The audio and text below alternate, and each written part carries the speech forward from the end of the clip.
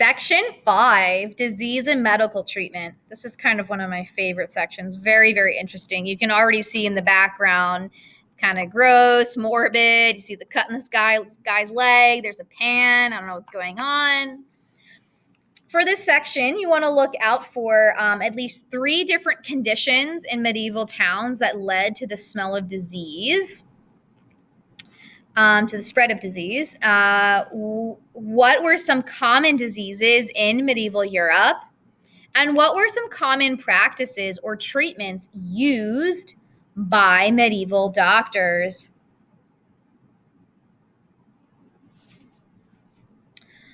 Unhealthy living conditions in medieval towns led to the spread of disease. Most towns were dirty places. There was no running water in homes, and instead of bathrooms, people used outdoor privies. So it's a shelter uses a toilet, so kind of like a porta potty. It doesn't flush, it's just a place where people go to the bathroom. Or chamber pots that they emptied into nearby streams and canals. So the clean water is being made filthy by human waste. Garbage too. It was tossed into streams and canals or onto streets, so lots of litter. People lived crowded together in small spaces and usually bathed once or twice a week, if that. Rats and fleas were common and often carried diseases. It's no wonder people were frequently ill. Many illnesses that can be prevented or cured today had no cures in medieval times. One example is leprosy, a disease of the skin and nerves that causes open sores. Because leprosy can spread from one person to another and can cause death, lepers were ordered to live by themselves in isolated homes, usually far from towns. Some towns even passed laws to keep out lepers. So because these people were unaware of how to cure the disease and, they were either revolted or they feared, whatever it may be, they forced people to leave and they didn't have a cure. Today there's a cure. I did find a very interesting article about perhaps this disease started in Europe, and it actually might come from squirrels, from the squirrel trade. So I don't know if that's using squirrel fur. I don't know if they ate squirrels. So, Common diseases for which there was no cure at the time included measles, cholera, smallpox, and scarlet fever. And the most feared disease was the bubonic plague, known as the Black Death. No one knew exactly how diseases were spread. Unfortunately, this made many people look for someone to blame.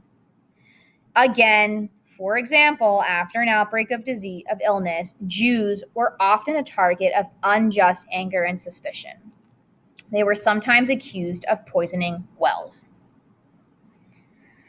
Although hospitals were invented during the Middle Ages, there were a few of them. When sickness struck, most people were treated in their homes by family members, or sometimes a doctor. Medieval doctors believed in a combination of prayer and medical treatment, many involving herbs. So see the use of religion here in this instance. Using herbs as a medicine had a long history based on traditional folk wisdom and knowledge handed down from ancient Greece and Rome. Other treatments were based on less scientific methods. For example, medieval doctors sometimes consulted the position of planets and relied on magic charms to heal people. So if you're familiar with the zodiac, they would look for maybe your sun sign, and they would say, oh, well, because you're a Cancer, that might be why you have issues in your chest. Or because you're a Leo, you might have issues with your heart. So they would consult the stars and position of planets of when you were born or at the time you got sick.